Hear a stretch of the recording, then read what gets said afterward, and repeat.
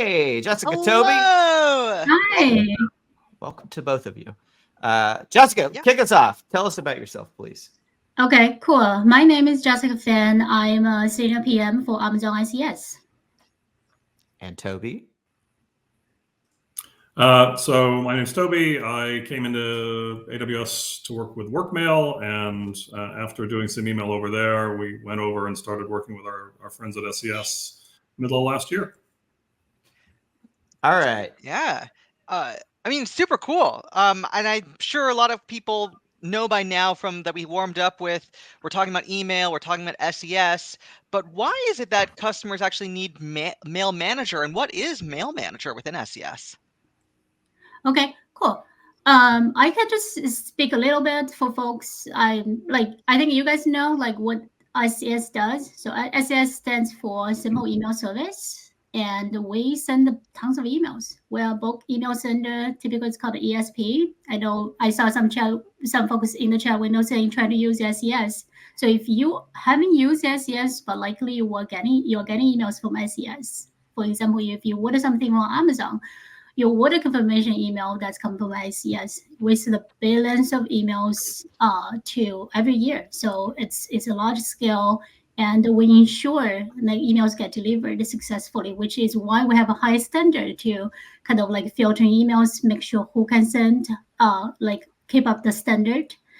And really, we have been operating for a decade, so it's a very established service, and we always want to solve customers' problems. Tapping into the new area, trying to solve more use cases where customers bring up. Toby, you have anything to add before I can show some cool chart to see what exactly we're solving for, where we're launching?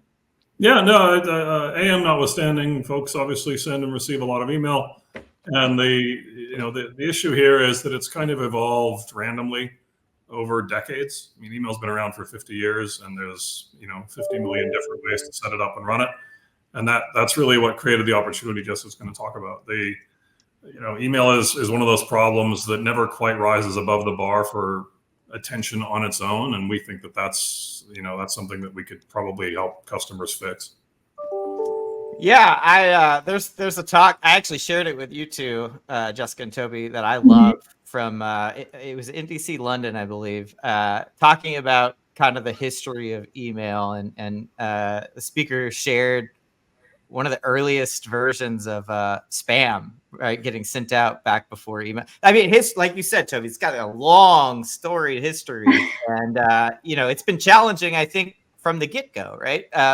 So what types of challenges do you see customers facing when they come to you to talk about SES that they're looking for SES to help with? You actually bring up a very good point. I think the pain point, like spam, that's huge pain point, right? We suffer as a personal level, like my personal email box gets spam emails. I do not want them. Think about that's an even bigger challenge for a corporation, because your domain is out there, right? Everyone can blast emails to Amazon.com, that domain, right? So for your IT admin, email, admin, they are trying to filter out those emails out. That's a huge challenge. So I think that's literally the basic, first front, you want to filter those emails. You want to scan for virus. You don't want to get hacked, right? So that's a lot of in terms of security. And the deliverability is another thing. SES has been, we're really trying to make sure your legitimate emails land in the inbox. You guys want you to get your emails, right? You also want your emails to get sent out. And then, landing is one thing. You don't want your emails to delay, especially some critical emails, transaction, like your financial sort of transaction emails. You want to see that right away. So no delay. So that's another issue. And nowadays, that's a lot of compliance requirements, right? For an organization, if you're a financial industry corporation, or you're in certain healthcare, you want certain compliance checks in place.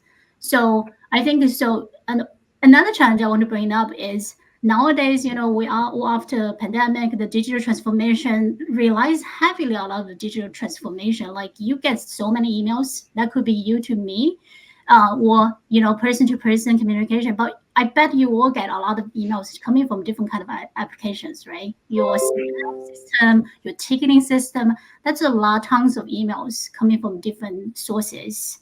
So as a user, you already get those kind of varieties, but think about for the email admin standing behind us, that's a big challenge job to make sure we're protected, but also very efficient in routing to different places. So it's really a challenging work, especially for larger, more complex organizations.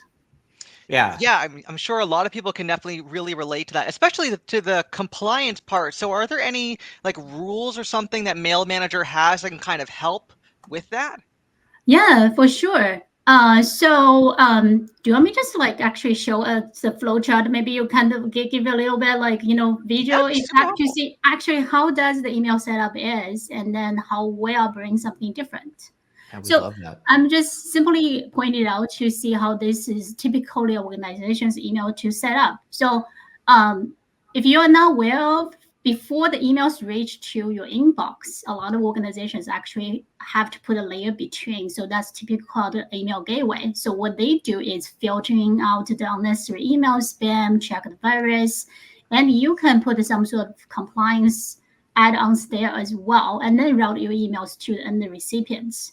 But the thing is, right now, the traditional way to do it is you tie to one solution, one gateway, right? And then you have to keep adding add-ons to say, hey, now there's this Gen AI detection model I want to apply here.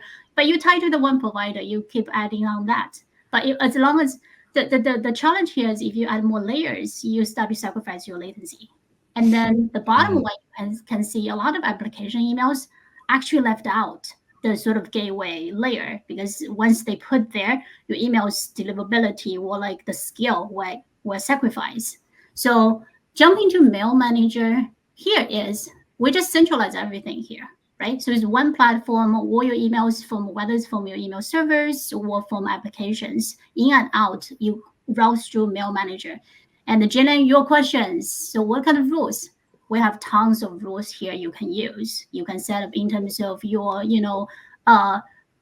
different kind of protocol, or like, you can invoke a different type of rules, depends on what kind of authentication you're using here. You can define, hey, this subject, I want to doing different kind of action. And in terms of what you can do, you can archive your email, which is a critical part in terms of compliance here. You can route to different places. So we have three. I think that's a little bit unique here is, we leverage in AWS a lot of services. You can do more with Lambda. That's really opened up a lot of possibility here. And then I really want Toby to show a little bit what we're doing in the third-party part of the solution is, what kind of security solution you want. Bring on a lot of third-party solutions here to help. That's amazing. Yeah, I being aware of our time left in this segment, we got about 10 minutes left. Do we want to see this work? Do we want to switch over to Toby and actually dive into Mail Manager and see what it's like? Okay. Yeah, perfect. Jillian, I need a magic word from you. A magic word? I need you to pick a magic word. Bohemian Rhapsody, I guess. All right, Bohemian Rhapsody it is. Talk about Freddie. My minions, I trust, have heard the magic word and will be taking appropriate action. Oh, I gave you 2 words. I guess I kind of failed on that one. We'll come back to that in a minute. So for customers that start off, we've done some setup, obviously, to streamline things a little bit for today. But when they go into Mail Manager, there's a few things you need to set up to make it all work.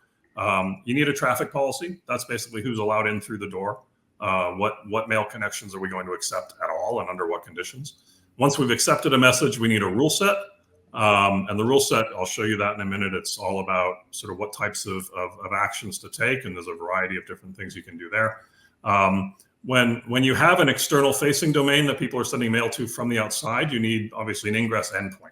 And that's really where the mail arrives into Mail Manager. That's where the traffic policy is applied. And then finally, there are options for, as Jessica mentioned, archiving and then SMTP relay, which we'll talk about a little bit more. Once you set all those things up, we give you a summary dashboard, which is, again, it's pretty typical AWS type controls. But what I wanted to show you first was Well, we'll start with archiving. So the archiving exists. We have an archive that we've created. We've been sort of pushing a few messages into it throughout this morning. Once you have an archive, you can do a search, and the messages that are applied by the rule, and I'll show you the rule in a minute, they have this option to pump this message into an archive, and then it's available. It's preserved for as long as the customer wants, from 30 days to forever. They can run searches against it. They can export bits and pieces of it. They can filter. They can do all those other sorts of things. And as they do that, what they've done is really tick the box on retention. And that's a big compliance problem. Historically, archiving was done, say, at an Exchange server, or at the mailbox, which was fine if the mail you wanted to archive was already in a mailbox. But as we know now, there's an awful lot of mail that moves around inside orgs that doesn't touch a person's mailbox. So what we're doing here is giving the customer a central place to do all of that retention, not just bits and pieces of it. That seems great too, Toby, for like a AppSec team doing an investigation too, like maybe there was phishing campaign. Yeah, absolutely, and it gives them one place to look, right? Yeah, assuming the customer onboards all of this stuff, it's very simple at that point to go in and see it. So here's my archive rule. Because I assumed people would send me large attachments, I'm filtering out anything under 1 million bytes. And this is where you turn it on. There's an archive action. You choose the archive. We've got one created called OnAir demo. You apply the rule and boom, that's it. It's live. The other thing that we're doing, which is kind of interesting here, is you may have a domain that on its own doesn't have mailboxes, but you still want your customers or your vendors or whomever to communicate with that domain through email.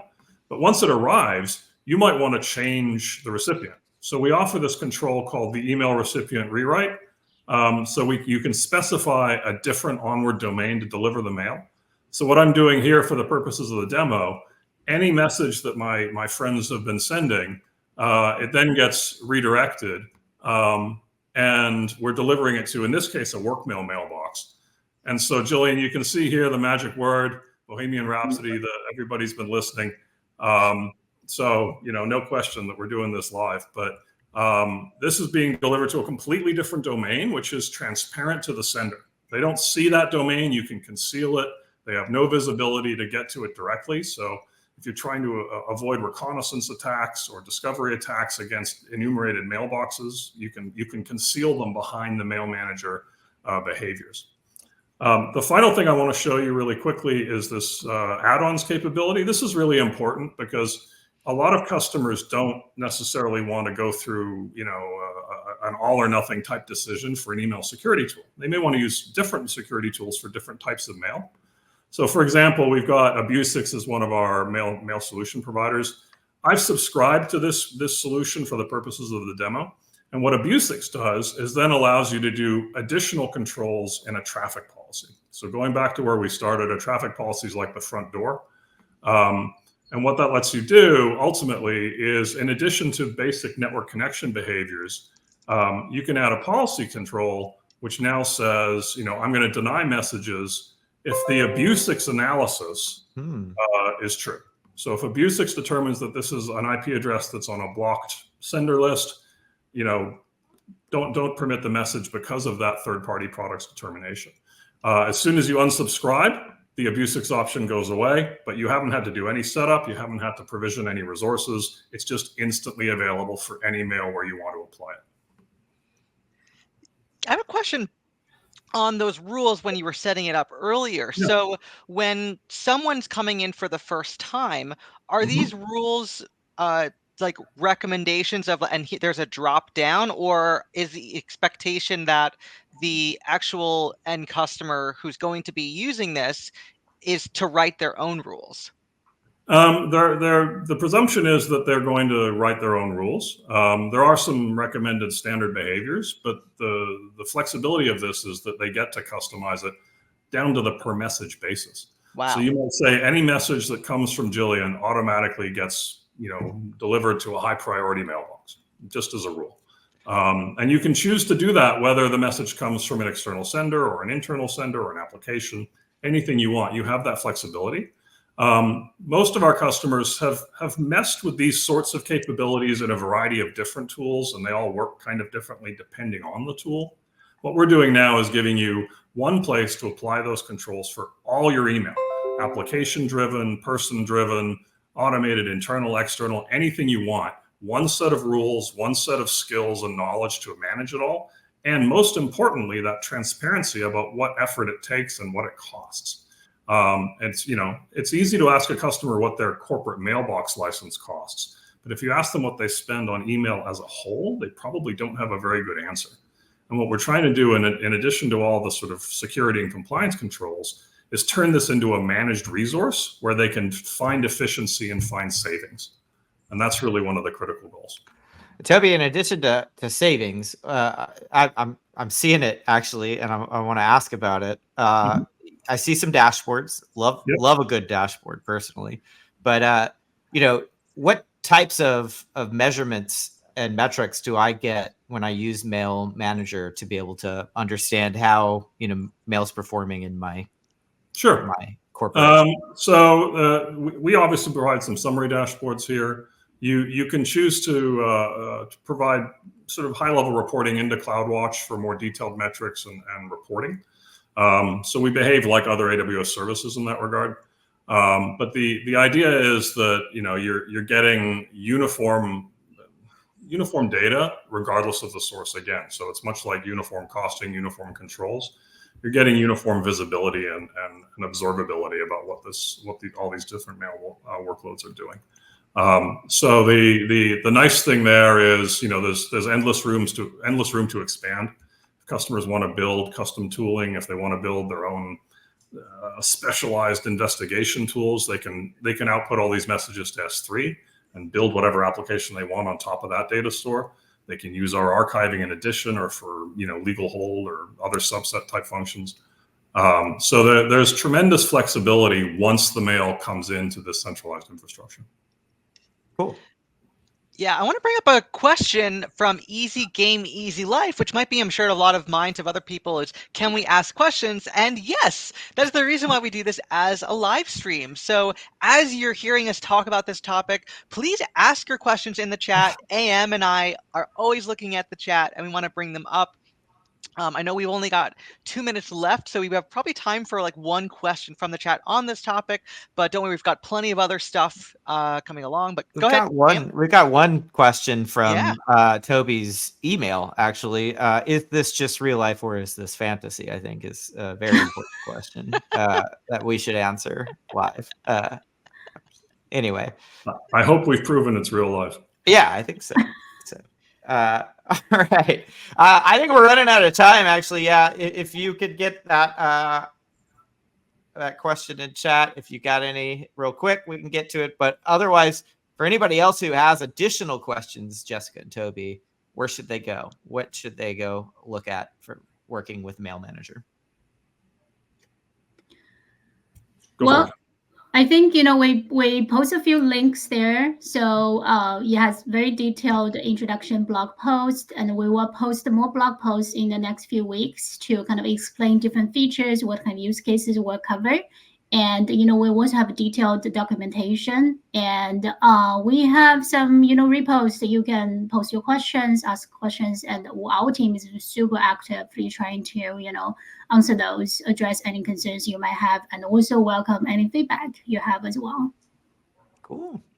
Well, thank you both for joining us. Thank you. Very good. Thanks very much, you guys. See you all later. Thank you so much.